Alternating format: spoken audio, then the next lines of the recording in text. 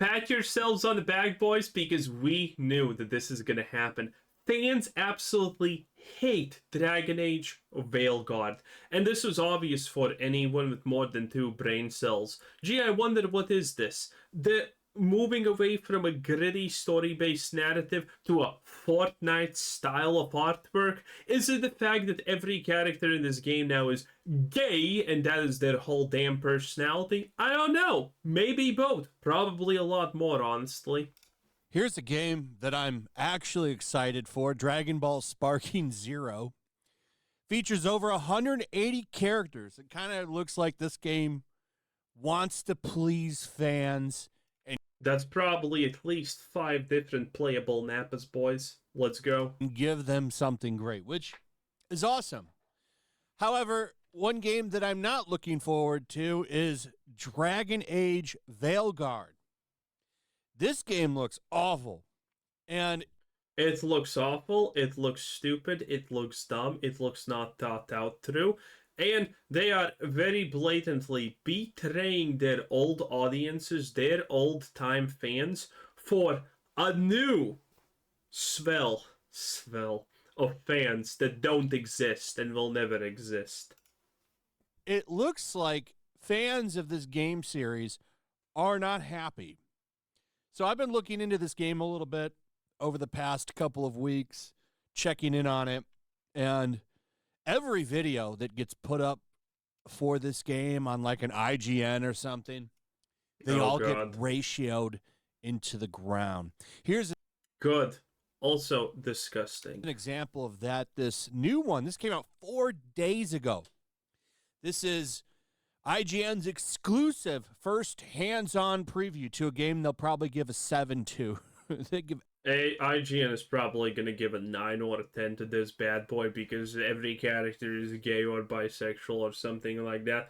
And that's all they care about. They don't care about the game. They just care about a political message. Every game is 7. I think IGN reviews either get a 7 or 9. Somewhere in between. That's kind of their scale now. Seriously, I'm not kidding. Like, every game gets a 7. Some game that came out today that actually looks interesting. I forget the name of it, but you get kicked out of a storybook, and you're trying to fight the guy, like, because he learned how to kick you out of the book. It looks interesting. I forget the name of it. Somebody in the comments will get it, and it'll get a bunch of likes because they named the game. So that's the name of the game. It looks good, but IGN gave it a 7. A 7. All kinds of games. They also gave Dustborn a 7. They also gave Concord a 7. They also gave Wukong a 7. Space Marine got a 7 or an 8 also. Great stuff, IGN. Dude, IGN was the last gaming news website that at least sometimes was decent for the past couple of years. Now they are extremely fastly just approaching full-blown woke status. Even Dustborn got a 7. Dustborn. Concord, I don't remember what they gave that. Probably 7. A 7. But this game, look at this. So this is from 4 days ago. 17K downvotes to 11K upvotes. Every video gets ratioed. People aren't happy about this. It's not good. And look at the promotion for this game. Here's how they promote it. So this is from 2 days ago. It's from Game Rant. Dragon Age. 9 reasons the Veilguard's pansexual cast benefits the narrative. That's right. Damn right. If this is not the most important thing currently happening in the world, call me Becky. No, wait, that would actually play into the narrative. Don't call me Becky. Right. Nobody's locked in with their sexuality with this game. Everybody's into everybody. Yeah, I'm sure it's going to be completely not on the nose how all of your companions are gay and constantly want to turn you also that way. It's gonna be very, very not intrusive at all. Don't matter what you look like or who you are or what you... And by the way, before the stupid social justice warrior goes in the comment section and says, "But you could do that," yeah, but it was not forced. This is gonna be 100% forced. This is gonna be forced upon you no matter what. Gender is. They all getting down. They all beeping and bopping each other. What a selling point, huh? And also, just about all of them are pretty ugly and plain. Yeah, this is a 0 out of 10. This is a 0 out of 10. This is a 0 out of 10. Trust me. Currently, just the face seems kind of okay, but trust me, you don't want this. This is a 0 out of 10. Also, take one shot for the classic elves are now black because reasons. This character actually pretty decent when she's not dressed like for Halloween. This guy's, well, he's probably only gay. Boring, again, don't know what this is, and that's a woman, I think. Not sure. In any case, you get the idea. It's horrid. There's like even a fat one in the video I was watching. Aren't these games supposed to be like kind of rough and dark? No, for modern audiences, we made it so the average Fortnite Zoomer enjoys them. You're even gonna be able to pick where you drop.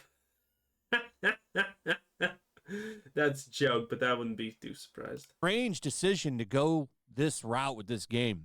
All of the points that I've seen talked about this game from outlets and even developers are about how woke it is. This is potentially the next Concord disaster. At least it could be the next. It's gonna be hilarious. Outlaws. Because I do think, I think people are going to come in and buy. Here's what I think is going to happen with this game before I get into some actual numbers. We have some rumors here. I think this game sells okay out of the gate. Yeah, I also think it's going to sell okay out of the gate. Because we have seen some game mechanics, for example, the skill trees, honestly don't look bad. They look pretty decent. The class customizations also look kind of okay. And the gameplay in general, I mean, using your companions seems like a pain. They completely gutted that system. But the combat doesn't seem that horrible. It seems very plain, so, you know, the average 7-year-old could finish this game, obviously. But, you know, those are probably the highlight best aspects of this game. Other than that, it's gonna be bad, boys. And this is the first Dragon Age that completely drops the ball that hard, right? And so I think it will sell decently, and they're gonna make a new Dragon Age after this one, obviously, and that's gonna be full on fucking woke, okay? Because this is what they do with these IPs, right? They take it, they insert a lot of woke garbage in it, and people buy it because, you know, the IP is not throwing it. And then the IP is completely not what people expected. Then they make the next game and it's dead. Because people who bought it thinking, well, it's not that bad, right? Now are not gonna burn themselves twice and not play the newest completely woke garbage version. And this is what's gonna happen here. But honestly, how fast people are waking up to this, I wouldn't be surprised if honestly even this somehow did not undersell to a huge degree. Because, man, people are waking up to this, especially how actively it's getting pushed nowadays. And then falls off a cliff. I don't hear anybody talking about this game.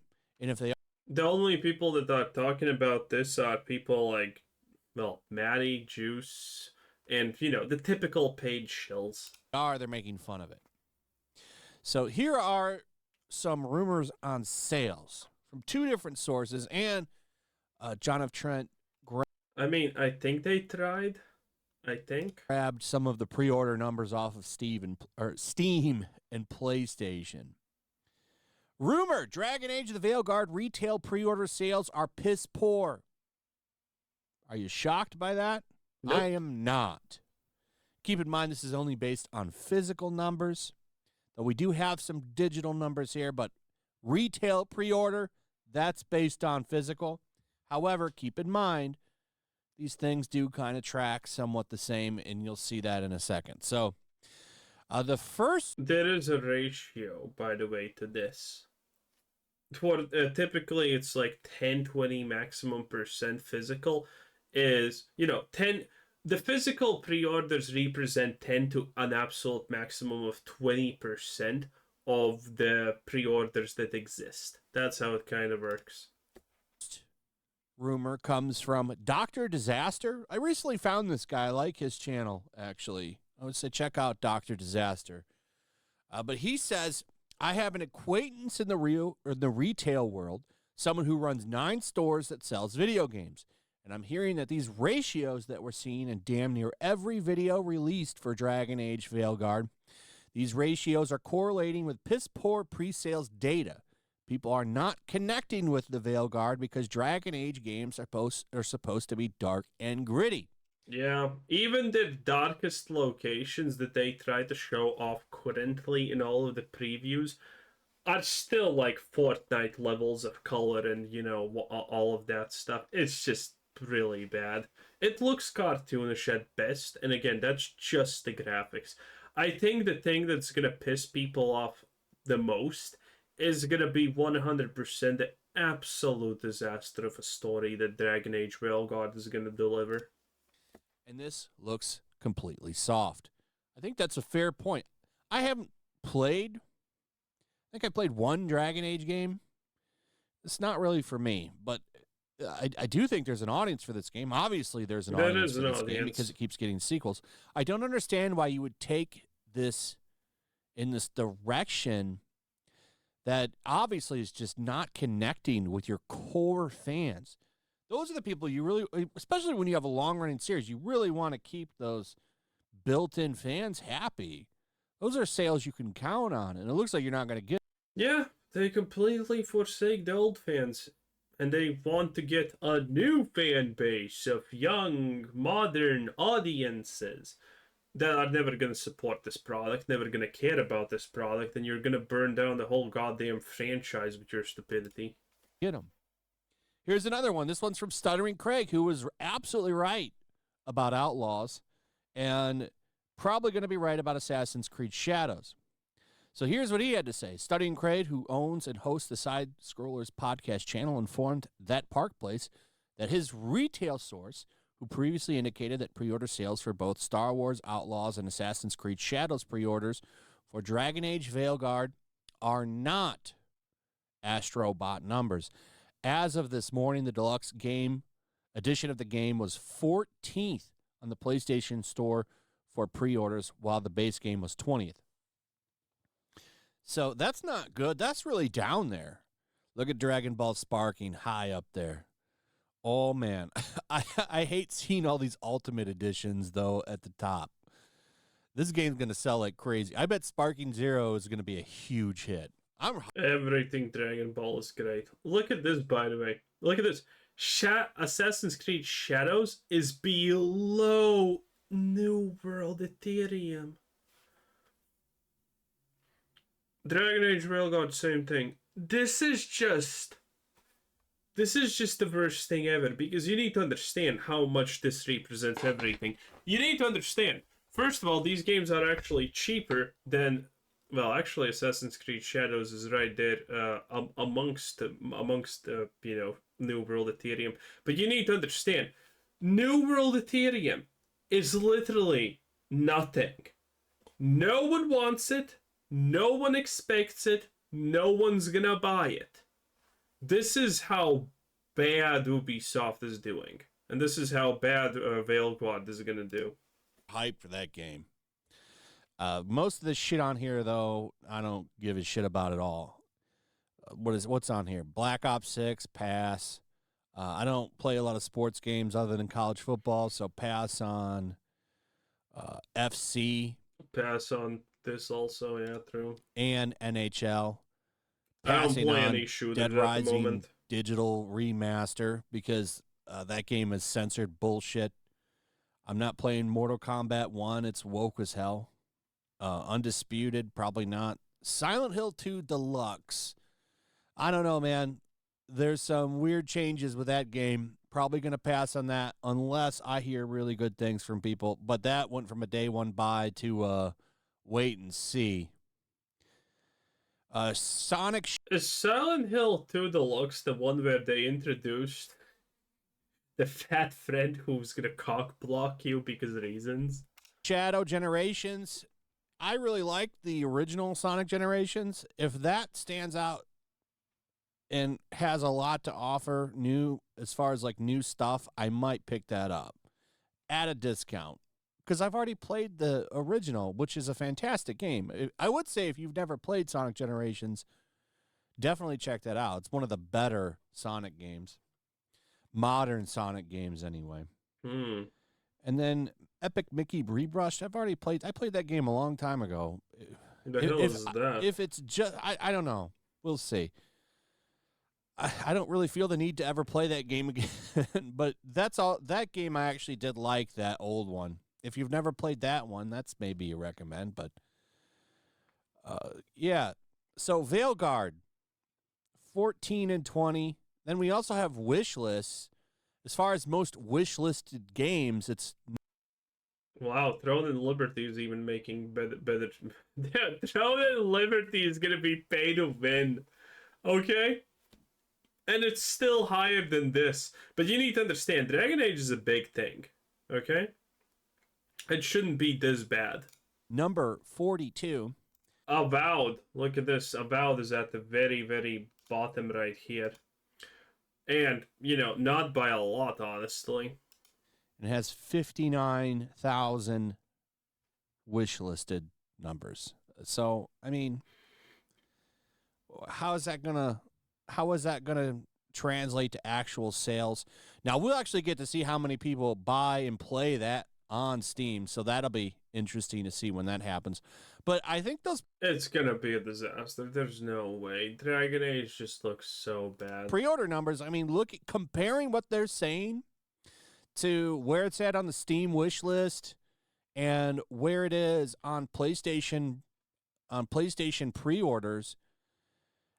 Yeah, it's probably true. This game is probably going to be a dud. I don't know if it's going to be Concord sales levels, but No. People are gonna buy it because it's Dragon Age, and then they're gonna understand, whoa, better judge a book by its cover because it's never wrong nowadays.